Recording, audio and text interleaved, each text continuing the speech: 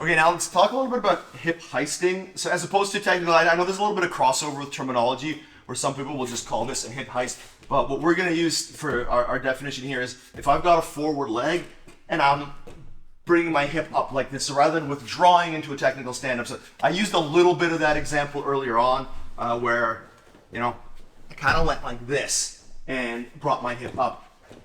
A better example of this would be, and Rory does this to people all the time, where like, come on, yeah.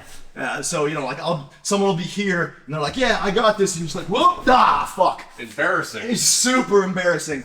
And that's an example of, people just not understanding how much lever control you need and how much base you need.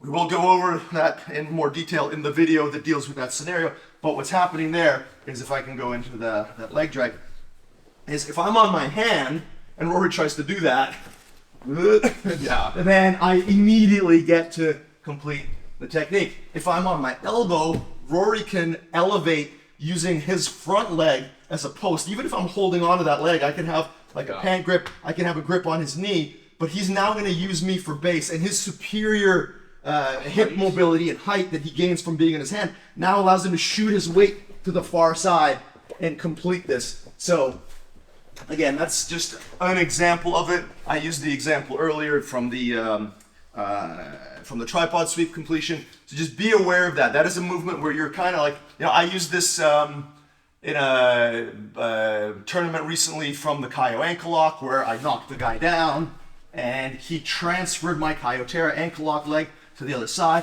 and I just grabbed his head and came up this way. So this is a really good movement. It's very opportunistic. You won't necessarily get to like some of the other stuff we'll be talking about here, particularly the stuff we've talked about so far with the technical stand-up variations and the base switching, the post switching. I get to dictate that a lot because I'm initiating the sweep.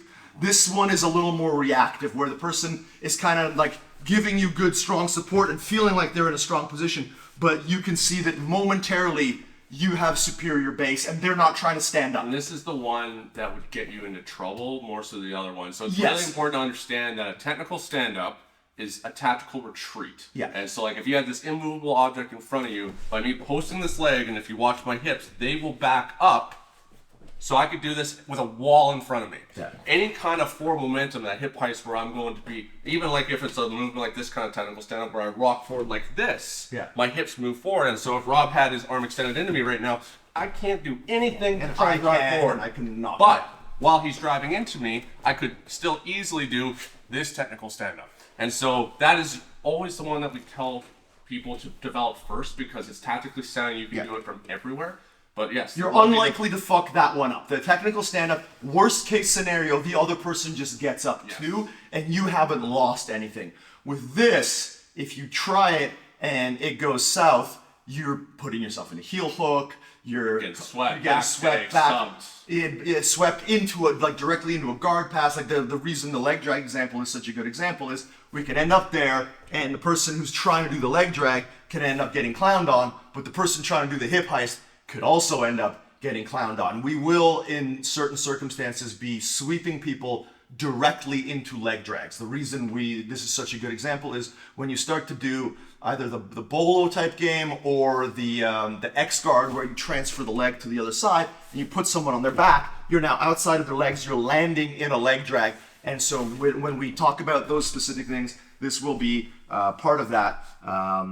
Production assistant, make a note that we make sure to include that when we do this. But anyway, so this is a much higher risk proposition if you don't understand that it is timing based and it is opportunity based, where you see that your partner is not creating sufficient base. This is not a movement we use when we're having a battle against somebody who's trying to get up. This is a movement we use when somebody is fiddling with our legs for a second and has inferior base. I don't think you and I really ever get opportunities. We don't use this on each other. Yeah, it literally doesn't exist for us in our roles, but both of us individually have used this plentifully against other people, and we want you to have the same sense of superiority that we do.